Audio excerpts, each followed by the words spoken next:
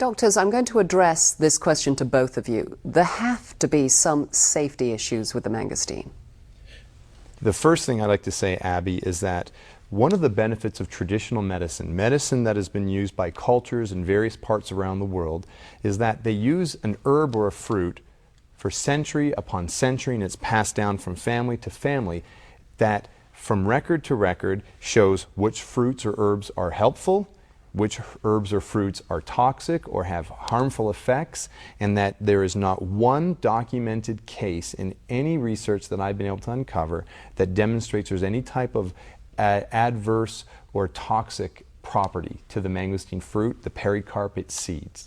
I slipped on one on a sidewalk when I was in New Zealand, and that's about the closest I've come to seeing damage. Now, people can have allergic reactions to this fruit just like they can to any other kind of fruit, but in the reported reactions, they've been restricted to cutaneous manifestations, nothing that is life-threatening.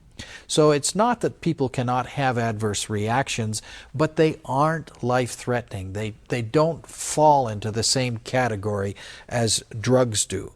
And, you know, you just have to wonder, why would you ever use a drug which has the potential for disaster when a mangosteen or a fruit or some other edible element that is in nature could possibly give you the same kind of an effect? That's the question I ask over and over. Right. And my dad used to tell me when I was a little kid growing up to trust in God but tie up your camels.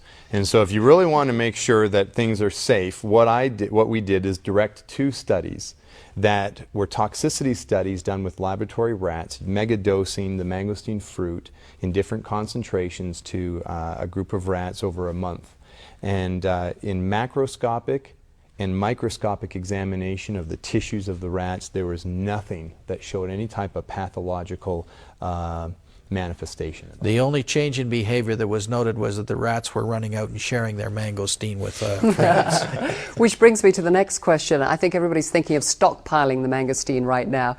Is there a limit to how much we should be taking? Well, you know, with the rat studies, there were no toxic limits. When you do studies like this, you try and establish some dose at which the animal or the person that you're using with is going to have adverse effects. We didn't ever find that toxic level. So there is no toxic level. However, in minimum dosages, when someone is looking for a therapeutic effect, something's gone wrong with them, and they're trying to get that in some way reversed through the assistance of the mangosteen, I recommend that because it has a half-life of 4 to 6 hours in the human body. In other words, it remains in the circulation for about 4 to 6 hours before half of it is gone, that it should be dosed 3 times a day. Now, that's uncomfortable to have to take something 3 times a day, but that's the fact. And you would start with at least 1 ounce per dose, 30 ml for those who may be in a different system than we have here.